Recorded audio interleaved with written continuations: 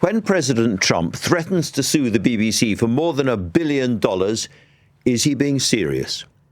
Earlier on in the show, Michael Gove called that preposterous. Trump may simply be enjoying causing a quiver of fear to an organisation he sees as an enemy of his, but then again, he might mean it. Even if the BBC won its case, the legal costs would be astronomical, and the world will be watching. Probably a grovelling public apology is sensible, because otherwise how can the corporation shoulder the risk and the costs involved? Would the government step in, using taxpayers' money to back the public service broadcast after that misleading edit? I can't see that being very popular. There's a huge problem for the BBC here, but also for the government and the country. Let's talk now to Donald Trump's former National Security Advisor, KT MacFarland. KT, good to have you back on the show.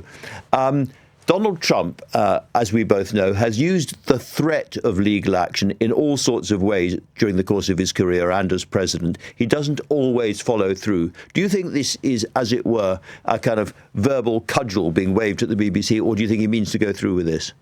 I think he needs to go through with it. As president, prior to being president, as president, he has launched a number of these lawsuits against media organizations in the United States, and he's won every single one of them. In some cases, it was financial. In other cases, it was an apology. In some cases, it was financial, but he had the money directed at charities. So in every single case, he's won. And the cases that he's won are far less egregious than what the BBC has done.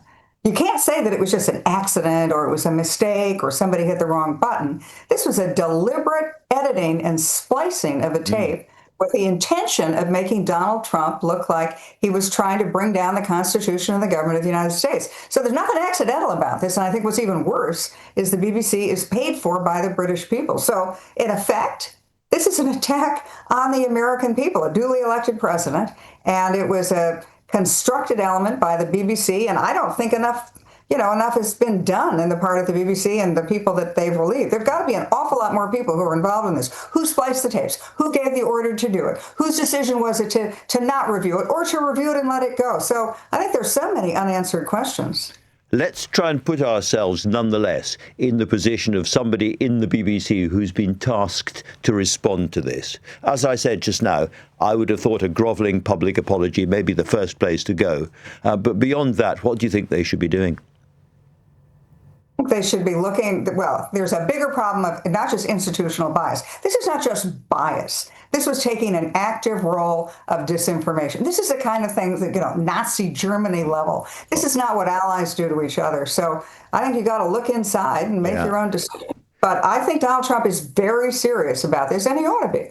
Let me put to you, as it were, the BBC internal defense of this. This is not coming from me, this is coming from them. They say, in the end, Donald Trump did make a belligerent speech that day. In the end, the Proud Boys did march on the Capitol. In the end, Congress decided that his behaviour had been very bad that day, and therefore they weren't really misleading the public about the fundamental truth of the day. Wrong. Completely wrong. If you go back and look at the two speeches President Trump made about an hour apart, in one, he said, march peacefully. He used the word peacefully. That was nowhere in it. And the way the BBC spliced two completely different speeches, different places, an hour apart, to make it look like Donald Trump was leading an insurrection of people marching on the United States Capitol. I mean, it's hard to think of how serious this is compared to other things that have happened with fake news and, people spinning things one way or another. This was not a spin.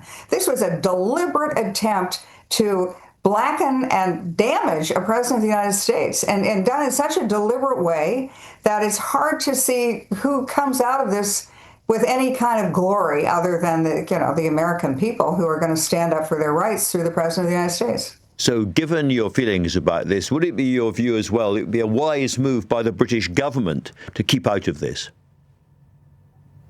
Keep out of this, or make sure that, groveling apology, I think is way past the need for that. If I were the White House press secretary, for example, right now, I would pull the rights of BBC to be in any American briefings of any government officials. It's a privilege to be a White House correspondent. It's a privilege to go to the Pentagon and report. BBC has not shown itself worthy of that privilege. Let me try one more time, as it were, on behalf of the BBC, which is that overall it's had a very, very good record in impartiality over the decades. It is one of the great British institutions. It's now under very strong criticism, not only from the United States and the White House, but also from the Kremlin. And there is a feeling that perhaps all of its traditional enemies, including actually in Tel Aviv, are all, as it were, lining up to give it a good kicking. And that in terms of what Britain stands for around the world, it's an institution that we have to protect.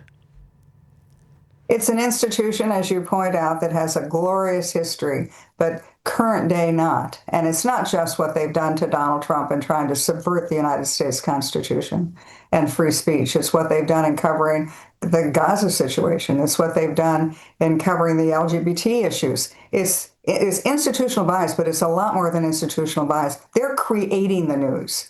They're not looking at the facts and reporting the facts with a little spin one direction or another.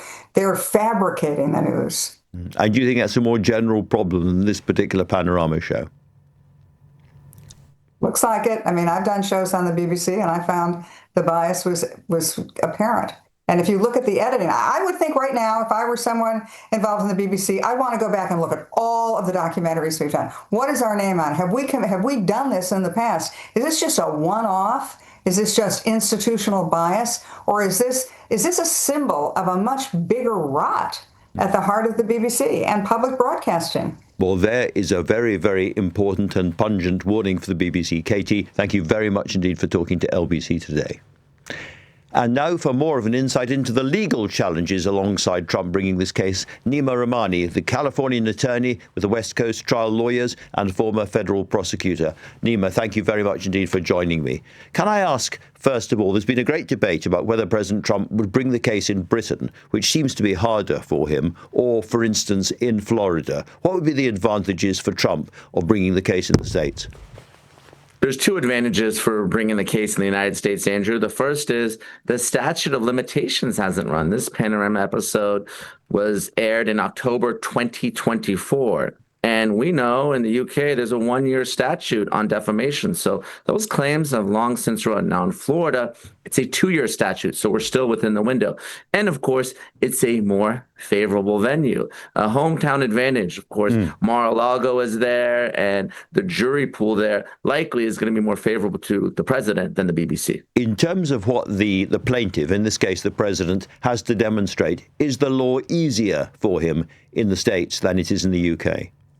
The law is actually harder. In the UK and most of Europe, the burden is on the defendant in a defamation case to prove that the statement is actually true. Here in the United States, the plaintiff has to prove that it's false. And when you're a public figure like Donald Trump, maybe the most public figure, you have to show malice. That means that the defendant knew the statement was false or acted in reckless disregard for the truth. That's not an easy legal hurdle to clear.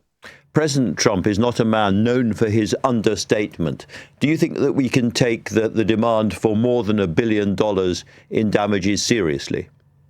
I don't think that's serious. And look, I agree that the statement was arguably false, but $1 billion in damages reminds me of Dr. Evil from Austin Powers. I mean, this is someone who, love him or hate him, most people have a strong view of the president of the United States. And the previous defamation cases that he's filed, the one against CBS and Paramount related to 60 Minutes, that settled for $16 million.